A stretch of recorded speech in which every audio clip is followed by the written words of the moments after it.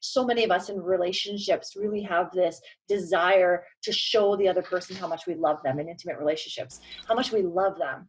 And we just do all of this work around showing them how much we love them. The problem is that it often falls flat because people don't necessarily receive love the way you receive love. And so we give it in our own style. And it gets really frustrating when the other person feels like you don't understand them. You don't understand me, right? So we used to have all these really weird little arguments. And what it was that I had a way to give love, to show my love, that really was not receptive to the way that he needed to be given love or receive it.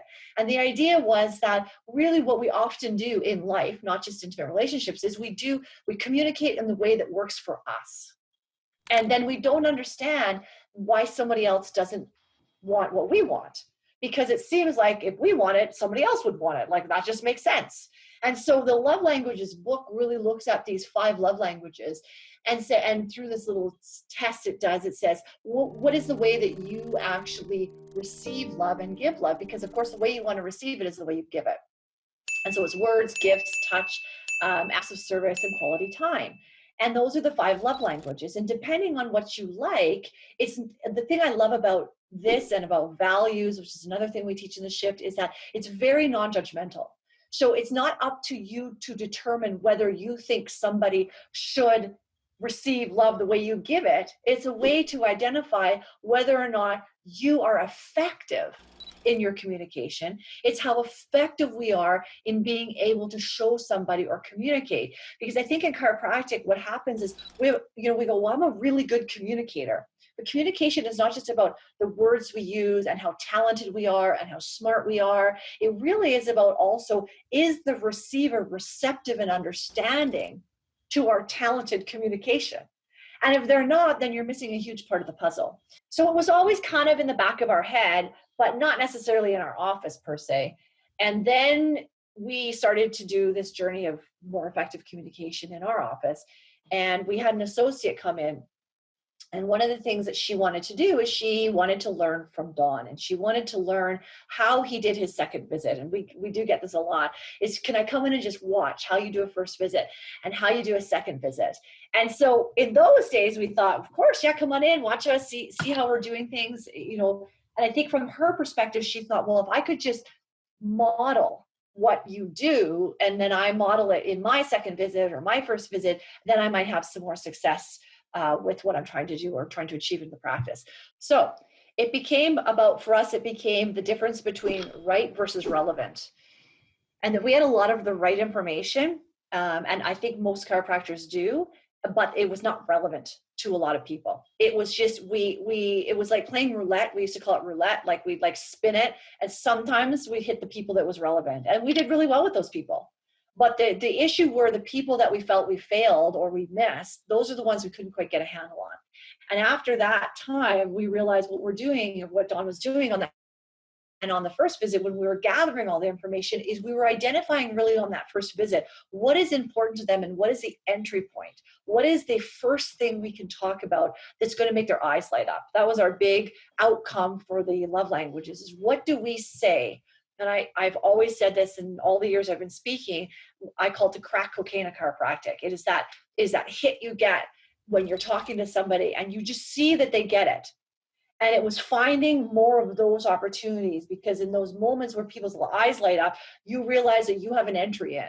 And as soon as you have an entry in for somebody, we're more likely to see sustained change for them, because now they see the relevance for their overall life, not just, I just will feel a bit better and maybe lift my grandkids and then I'm good.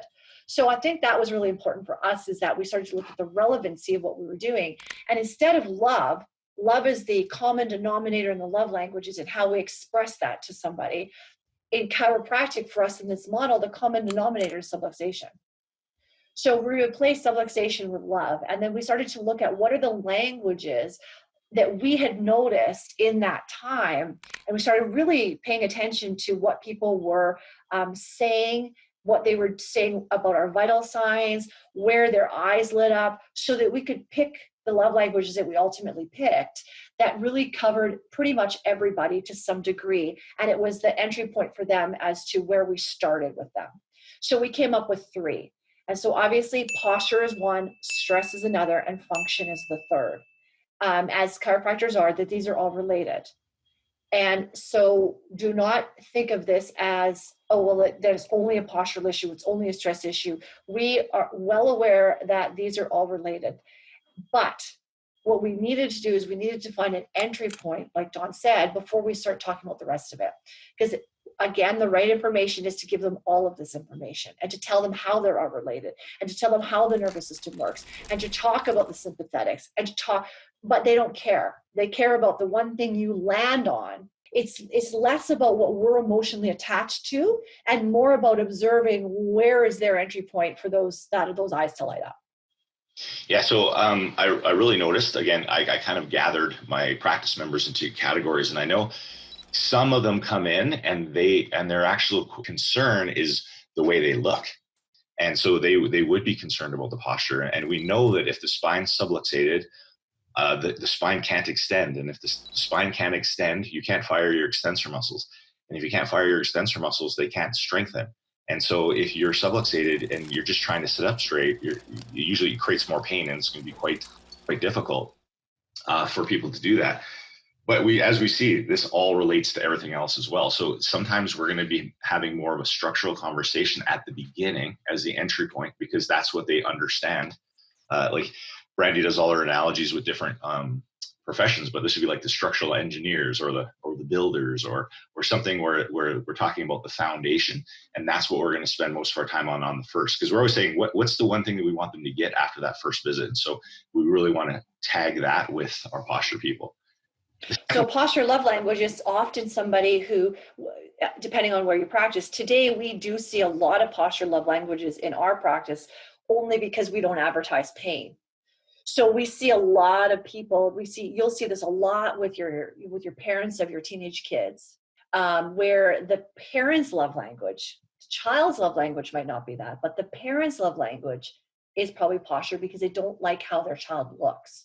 They recognize that they don't know why, they don't know what's going on, but especially today, they don't like, just how the child can't sit up, how the child can't sustain being upright. There's lots of things that they give you as indications to know that that's the parent's love language. Now, the kid's love language very often has nothing to do with how they look. It usually has to do, and often the children will have, the teenagers will have more of a function love language. Yep. So it gets really fun when you recognize that the parents actually have a different love language than the teenager. Teenager's like, I don't really care if I'm slouchy because I play games all day or I don't move around enough, but I do care that I can do this sport or that I like whatever the love language is for that particular child. Posture also, you're going to see this with a lot of our women who don't like their dowager hump. So they don't know that's what it is, but they don't like how their neck looks. And so why that stands out in a posture love language is if you start to talk to them about, stress or something that doesn't relate to them, or even if you talk to them about, what a better human they could be under chiropractic care. And in their mind, they're like, I just don't like this bump on my neck. Like, let's stop. That's sort of the entry point that we're going for.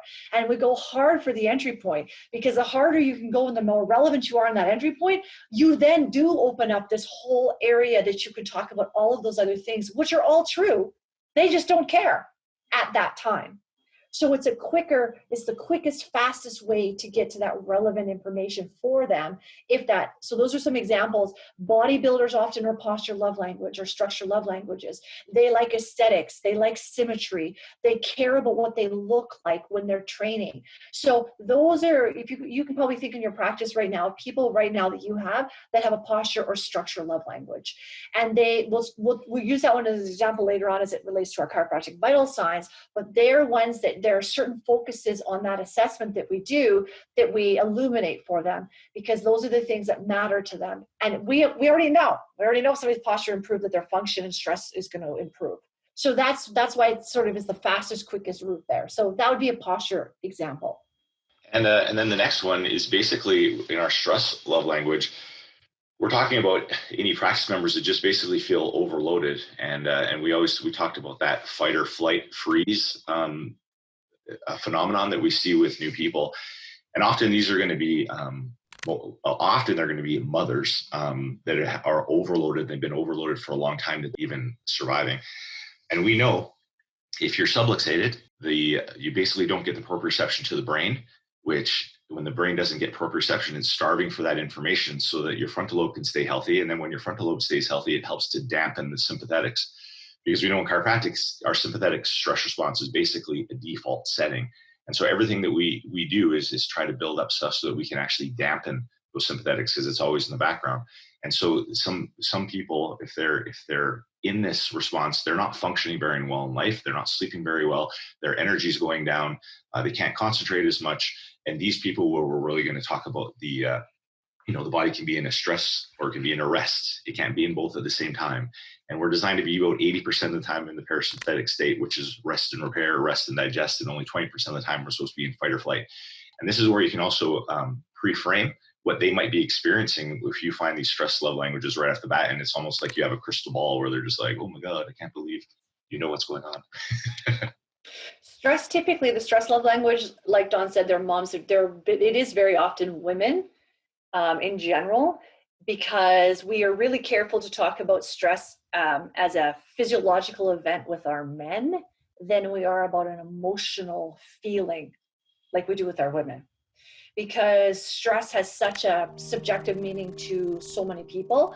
So with our women, they tend to or who have stress love language, they are the ones that pretty much just tell you just stressed out. And they'll often say, and I happen to know that probably stress is making this worse. Like the stress love language is like so obvious. The challenge with this is often we will have men in particular, I mean, not always, but generally men, who actually have a structure love language, but we see them as being really stressed out because we know they are, and they're on high blood pressure medication, and they're on cholesterol medication. And if you do anything like HRV or resting heart rate or oxygenation, you know that they're in a state of pretty chronic stress, but their love language is structure. We would lose those men because we wanted to speak to them about stress, and that turned them off from the get-go. Now, we knew as their structure function better, we would see some stress, better biomarkers as it relates to stress, but that was not an entry point for those particular people. So that's how you start to differentiate the two, because if you miss it, it's hard for them to really envision anything long-term, and you never get to the other points of the benefits of care because you never had the entry point to begin with where they felt like you understood them.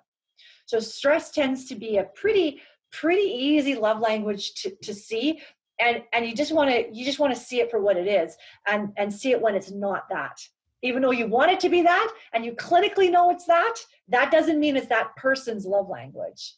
So that's where I think the only time where stress gets confused sometimes, because sometimes that's not their love language, even though it's screaming at you in your face as a clinician. You see that that's the issue.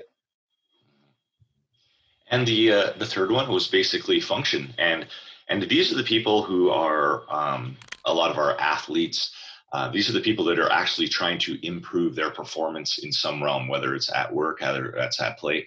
Brandy was talking about earlier about like the teenagers that have the poor posture, that the parents' love language is posture. And then I'll talk to them and they're gamers. And what I'll often tell them about function is I'm like, if your spine's not moving properly, it's basically not talking to your brain. And if it's not talking to your brain fully, your brain is basically in a cave in your skull, and it's not getting a full information about what's going on in the environment. And I said, it's very similar to playing a video game. And have you ever had your console, like with one of the buttons sticking, and you're playing a video game and it starts to malfunction and they're like, yes. And the kids get like super excited about it. And I'm like, that's what's happening, because your spine is basically the console for your brain. And if it's not moving properly, your brain can't function properly. And it's just like a video game where you got like a sticky button on your console.